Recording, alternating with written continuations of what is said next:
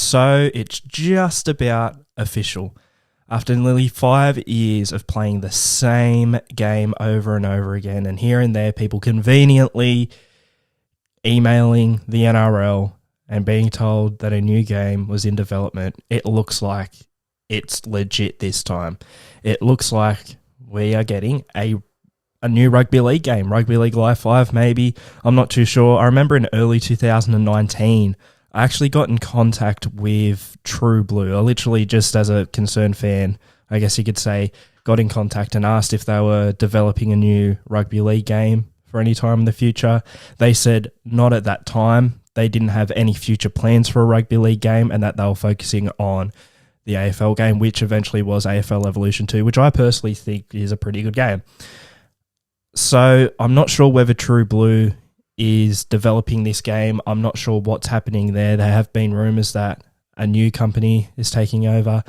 It's not been disclosed who yet. I don't think it's going to be 2K or EA. I'd be very surprised if it was. It'd be cool, but I don't think rugby league games are that much of a priority for them, and they're not going to make that much money, to be honest, compared to, FIFA, Madden, NBA 2K. It's just how it is. But a new game seems to be on the horizon after a West Tigers player. I'm not quite sure who off the top of my head. I think they quickly deleted their story after, probably would have been in a little bit of trouble.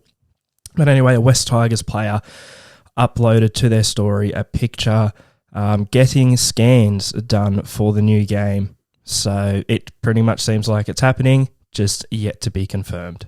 Now, if it is a new developer making this game, and obviously won't be called Rugby League Live 5. Maybe it'll be called Rugby League Taped or Rugby League Pre-Recorded. Do you get it? Because live, it's not live.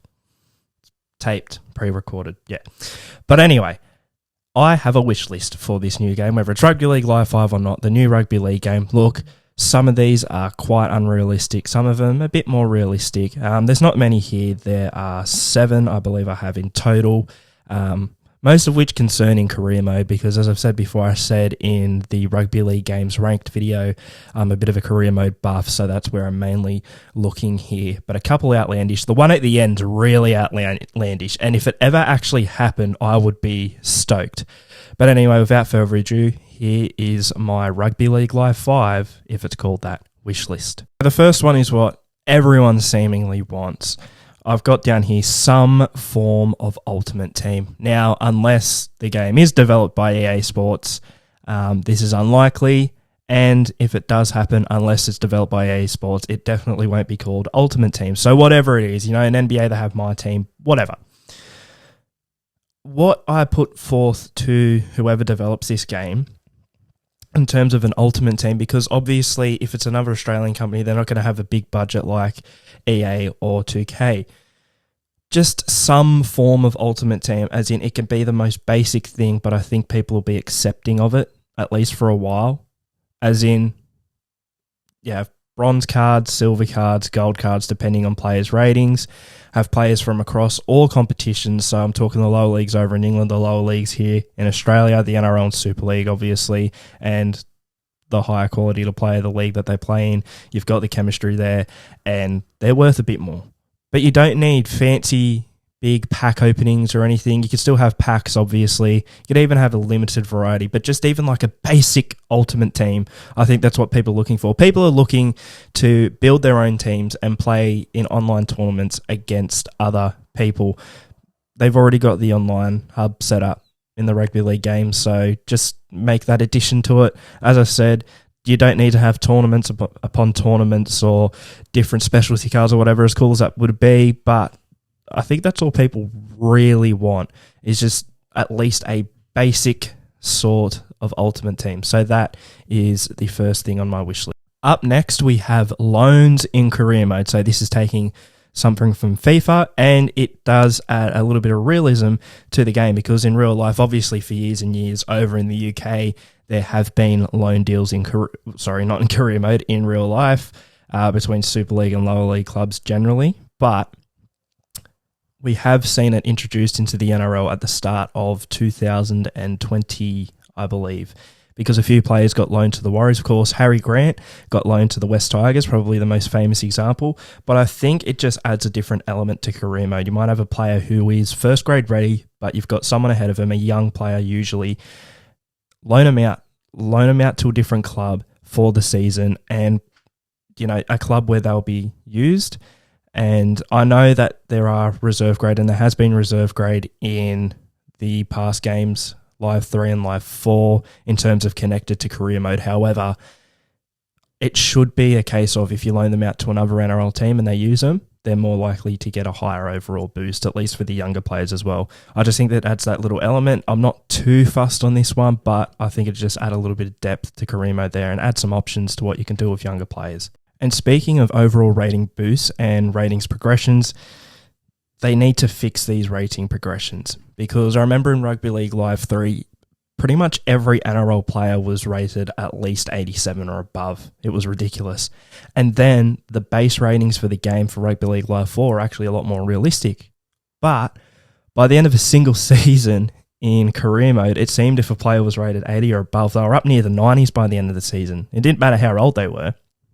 It was just insane. Players were getting these unrealistic overall boosts, and by 3 years into the career mode, everyone seemed to be at least a 90 overall. And if a player wasn't a 90 overall, they were crap. This needs to be fixed. I would say, again, taking something from FIFA here, take the way they do ratings boost. So for players like over 30, they'll slowly start to drop off in terms of their overall. I'd say players probably 27 and above should not be getting a boost in overall at all. That's where they should sort of hit their cap. And I would say younger players, maybe if it's a really good player, they go up by about 5 in a year if they have a really good season. That's what I'm talking about as well, as opposed to playing in reserve grade. Maybe they go up by about 2 or 3 if they're a really promising young player. If they get loaned to another NRL club, go up by 5. That's just an example there. But yeah, this really needs to be fixed. It's an issue that's been around for 5 years now, since Rugby League Live 4 came out. I'm sick of playing career modes, and yeah, one season in, pretty much every player is at least 90 overall. It's not realistic, and I feel like that needs to be fixed. Realistic transfer system. So, this is another nitpicky one, because I'm fine with the thing they have now, which is certain point of the season, the transfers for the off-contract players opens up and you can sign players for the next season. That's pretty much fine. And I believe they actually did have the realistic contracts for players at the time in 2017. So if in real life a player was off contract at the end of 2017, they were off contract in the game. I reckon keep that. But what I would suggest is, by realistic, have it be November 1st, the year before. That way, when you're in your off season, you can sort of maybe sign players for the year after. You've got your salary cap open. You can maybe look towards the future a little bit. I think as well, in real life, it's obviously a bit of shambles and people want it to change. And I think it does need to be fixed too. But in a rugby league game, I reckon it could be quite fun. And also mid-season transfers, as in players being released to join other clubs if they're disgruntled, whatever, if they're not getting enough game time. This is the thing too. I reckon there should be sort of a message board or whatever where players can get in contact with the coach or leave messages, boss, I'm not happy with my playing time, etc. And they have morale ratings up and down, and if it's getting low, there might come a point where if it gets below 50, for example, they're going to hand in a release request and you might get a notification, hey, Newcastle sent in an offer for your player. You can choose to not release them, and that'll probably make them even angrier. The only way to fix that is to start playing them more, or you release them and off they go. I'm a bit worried that if this came in, it'd just be every year your best player just seems to want to release, or there's just players all over the league and it's a completely different league by the end of the season. I don't really want that, but I think it just adds that little bit more complexity and maybe another challenge for career mode as well, to try and keep your players happy. Otherwise, during a season, they could get to a point where they just refuse to play and they want to release. I think that's an interesting little thing to add on there.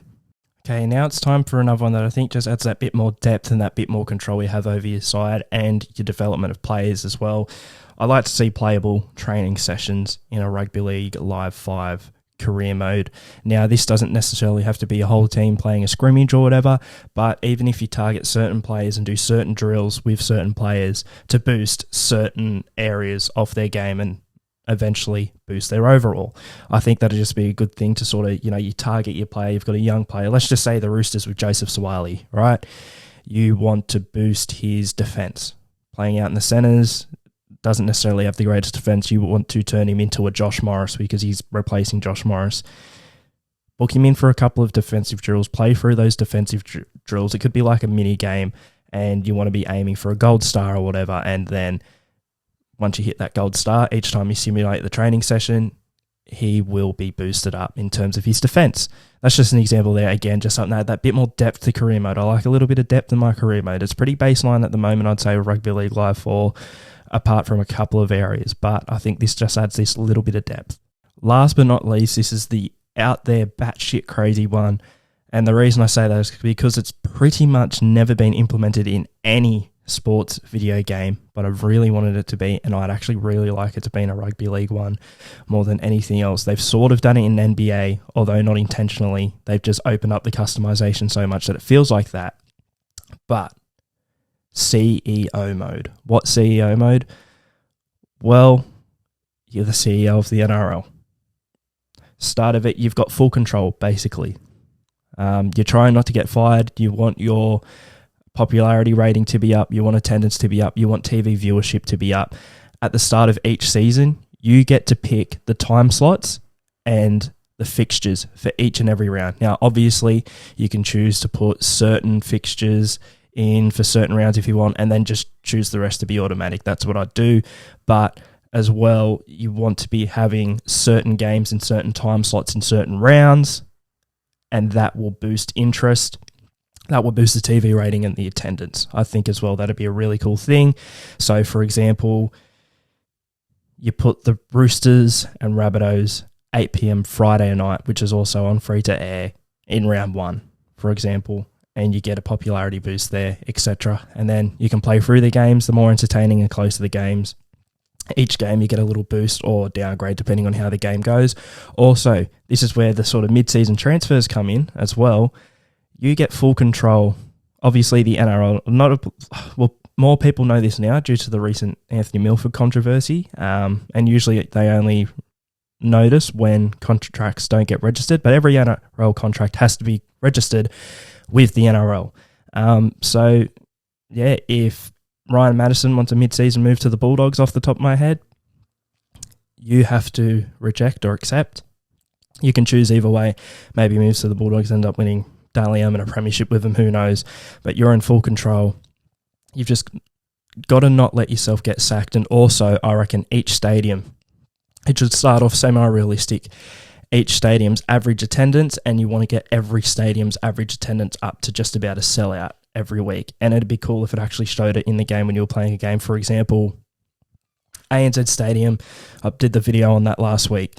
Let's just say around 16,000, which is the current average attendance at ANZ Stadium. 16,000 to Bulldogs home games at ANZ Stadium.